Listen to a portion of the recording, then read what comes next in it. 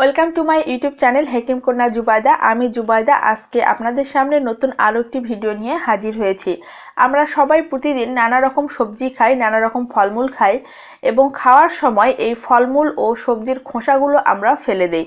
তো এই সবজির খোসা এবং ফলমূলের খোসার মধ্যে প্রচুর পরিমাণ ভিটামিন ও পোষকতন্ত্র বিদ্যমান রয়েছে, তা আমরা অনেকেই হয়তোবা জানি না। তো আজকের ভিডিওতে আমি আপনাদেরকে জানাবো কোন সবজির খোসায় কি ভিটামিন রয়েছে এবং কোন ফলমূলের খোসা আপনি কিভাবে কাজে লাগাবেন। অর্থাৎ সবজির খোসা এবং ফলমূলের খোসা আমাদের কোন কোন উপকারে আসতে পারে সে সম্পর্কে আজকে আমি আপনাদেরকে জানাবো। তো টিপসটি দেওয়ার আগে আপনাদের কাছে রিকোয়েস্ট, যারা আমার এই চ্যানেলের ভিডিও প্রথমবার দেখছেন অর্থাৎ এই চ্যানেলে নতুন, তারা নিচে যে লাল বাটনে সাবস্ক্রাইব কথাটা লেখা রয়েছে আপনারা সেখানে ক্লিক করে চ্যানেলটিতে সাবস্ক্রাইব করুন এবং পাশে যে বেল চিহ্নটি রয়েছে সেখানে ক্লিক করুন, কারণ বেল চিহ্নতে ক্লিক না করলে আমি যখনই নতুন কোনো ভিডিও আপলোড করব আপনি সেই ভিডিও নোটিফিকেশন পাবেন না। আর ভিডিওটি অবশ্যই শেষ পর্যন্ত দেখুন। তো ফিরে আসছি আজকের ভিডিওর টপিকে, যেটা বলছিলাম সবজি ও ফলমূলের খোসার উপকারিতা প্রসঙ্গে। সবজি এবং ফলমূল আমাদের শরীরের অনেক উপকার করে, আমাদের স্বাস্থ্যের উন্নতি ঘটায় এবং আমাদের শরীরকে সুস্থ রাখে। তো সবজি ও ফলমূলের খোসাও যে একেবারে ফেলনা নয়, আমার আজকের এই ভিডিওটি দেখলে আপনারা সেটা বুঝতে পারবেন। তাহলে আসুন জেনে নেই কোন সবজির খোসায় কি উপকারিতা রয়েছে এবং কোন ফলমূলের খোসা আপনি কি কাজে লাগাতে পারবেন। আসুন সে সম্পর্কে জেনে নেই। শুরুতেই বলছি মিষ্টি কুমড়ার কথা। মিষ্টি কুমড়া আমরা সবাই বাসায় রান্না করে খাই। তো এই মিষ্টি কুমড়া যদি খোসা সহ খাওয়া হয় তাহলে কোষ্ঠকাঠিন্য দূর হয়। অর্থাৎ কোষ্ঠকাঠিন্য দূর করতে মিষ্টি কুমড়া আপনি খোসা সহ রান্না করে খেতে পারেন, আবার খোসাটা আলাদাভাবেও খেতে পারেন। পেঁপের ছাল সৌন্দর্যবর্ধক হিসেবে পরিচিত। আপনি যদি পেঁপের ছাল বেটে পেস্ট করে নিয়ে আপনার মুখের উপর অ্যাপ্লাই করেন তাহলে আপনার মুখ আরও অনেক বেশি সফট এবং গ্লেসি হবে। আপনার পায়ের যদি গোড়ালির সমস্যা থাকে, অর্থাৎ পায়ের গোড়ালি রুক্ষ হয়ে যায়, তাহলে এই গোড়ালির রুক্ষতা দূর করতেও আপনি পায়ে এই পেঁপের পেস্ট লাগাতে পারেন। পেঁপের খোসা ছিলে ভালো করে বেটে গ্লিসারিন মিক্সড করে মুখে লাগালে মুখের খুশকি দূর হয়। অর্থাৎ শীতকালে কিংবা অন্য কোনো সিজনে কারো কারো মুখে মাথার স্কিনের মতো খুশকি দেখা দেয়, অর্থাৎ চামড়া উঠে যাওয়ার মতো অবস্থার সৃষ্টি হয়। এই অবস্থা দূর করার জন্য পেঁপের খোসা অত্যন্ত উপকারী।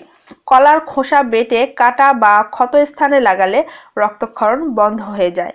এছাড়াও কাঁচা কলার খোসা দিয়ে আপনি মজাদার সবজি রান্না করতে পারবেন, যার মধ্যে প্রচুর পরিমাণে পোষকতন্ত্র রয়েছে এবং স্বাস্থ্যের জন্য খুবই উপকারী।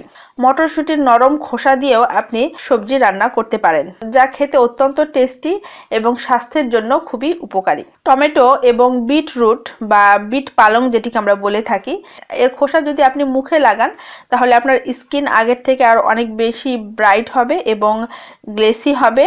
আর যদি ঠোঁটে অ্যাপ্লাই করেন তাহলে ঠোঁটের গোলাপি আভা আরও বেড়ে যাবে। করলা সম্পর্কে আপনারা সবাই জানেন, করলার অনেক রকমের গুণ রয়েছে, আমাদের শরীরের জন্য খুবই উপকারী। তো এই করলা যতটা উপকারী এর খোসাও কিন্তু ততটাই উপকারী। করলার খোসা যদি আপনি আলমারিতে রাখেন তাহলে আপনার আলমারি থেকে কীটপতঙ্গ চিরতরে বিদায় নেবে। লাউয়ের খোসা পেটের নানা রকম সমস্যা দূর করতে সক্ষম। আপনি লাউয়ের খোসা চিবিয়েও খেতে পারেন কিংবা লাউয়ের খোসা জুস করে খেতে পারেন। আপনার পেট সম্পর্কিত যে কোনো সমস্যা নিমিষেই দূর হয়ে যাবে। যেসব মহিলা পিরিয়ডের সময় অধিক ব্লিডিং হয় তাদের ব্লিডিং কম করার জন্য আনার বা ডালিমের খোসার পাউডার 1 চামচ 1 গ্লাস পানির সাথে পান করতে হবে, এতে ব্লিডিং কমে যাবে। এছাড়াও আনারের খোসা চিবিয়ে মুখে ধরে রাখলে কাশির মাত্রা কমে যায় এবং গলার খুশখুশানি কম হয়। এছাড়াও আনারের খোসার পাউডার কিংবা আনারের খোসার বাটা যদি দইয়ের সঙ্গে মিক্সড করে চুলে লাগান তাহলে চুল মজবুত হবে এবং সফট হবে। আলুর ছাল বেটে মুখে লাগালে মুখের বলিরেখা দূর হয়। এছাড়াও মুখের দাগ দূর করতে আলুর খোসা খুবই ফলদায়ক। সাদা এলাচের খোসা চা পাতার সাথে দিলে চায়ের স্বাদ বেড়ে যায়। লেবুর খোসা দাঁতে ঘষলে দাঁত চকচকে হয়।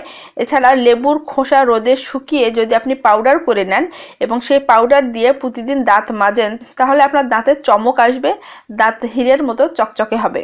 এছাড়াও লেবুর খোসা যদি আপনি জুতায় মালিশ করেন তাহলে আপনার জুতাও চকচকে হবে।